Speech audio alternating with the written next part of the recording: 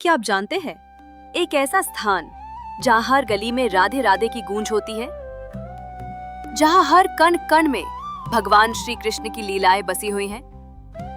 जी हाँ, हम बात कर रहे हैं ब्रज की पावन धरती वृंदावन की। आज की इस यात्रा में हम आपको लेकर चलेंगे उन स्थलों पर जहाँ प्रेम और भक्ति की साक्षात अनुभूति होती है। जैसे ही आप वृंदावन की सीमा में प्रवेश करते हैं, एक अलग ही ऊर्जा महसूस होती है।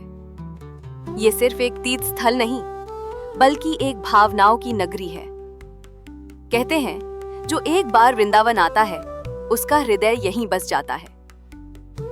हमारी यात्रा की शुरुआत होती है श्री बांके बिहारी मंदिर से। ये वृंदावन का सबसे प्रसिद्ध मंदिर है, जहां भगवान श्री कृष्ण को बिहारी जी के नाम से पूजा जाता है। यह दर्शन का विशेष तरीका है। भगवान को पल भर के लिए ही दिखाया जाता है, ताकि उनके दिव्य सौंदर्य से भक्त मोहित ना हो जाए। इसके बाद हम पहुंचे प्रेम मंदिर। ये आधुनिक भव्यता और आध्यात्मिकता का मिला जुला स्वरूप है। इसका निर्माण जगत गुरु कृपालु महाराज द्वारा कराया गया था। मंदिर की दीवारों पर राधा कृष्ण की लीलाओं को संगमरमर में उकेरा गया है।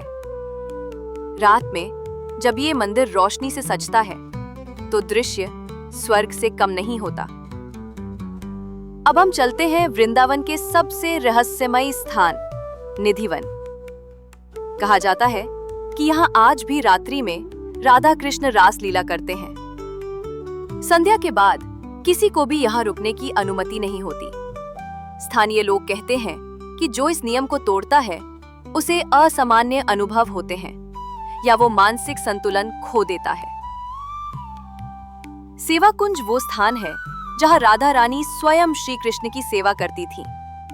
यहाँ का वातावरण इतना शांत और पवित्र है कि यहाँ बैठते ही मन ध्यान मग्न हो जाता है। वृंदावन की यात्रा अधूरी है यमुना माता के दर्शन के बिना। यमुना तट पर बैठकर जब आप नाव की सवारी करते हैं या आरती में सम्मिलित होते हैं, तो आत्मा एक विशेष शांति का अनुभव करती है। यहाँ हर शाम को होने वाली यमुना आरती एक अलौकिक अनुभव है। वृंदावन में सिर्फ भक्ति ही नहीं, स्वाद का भी अनुभव होता है। यहाँ की पेड़ा, आलू टिक्की, कचौड़ी और प्रसाद का स्वाद मन को तृप्त कर देता है।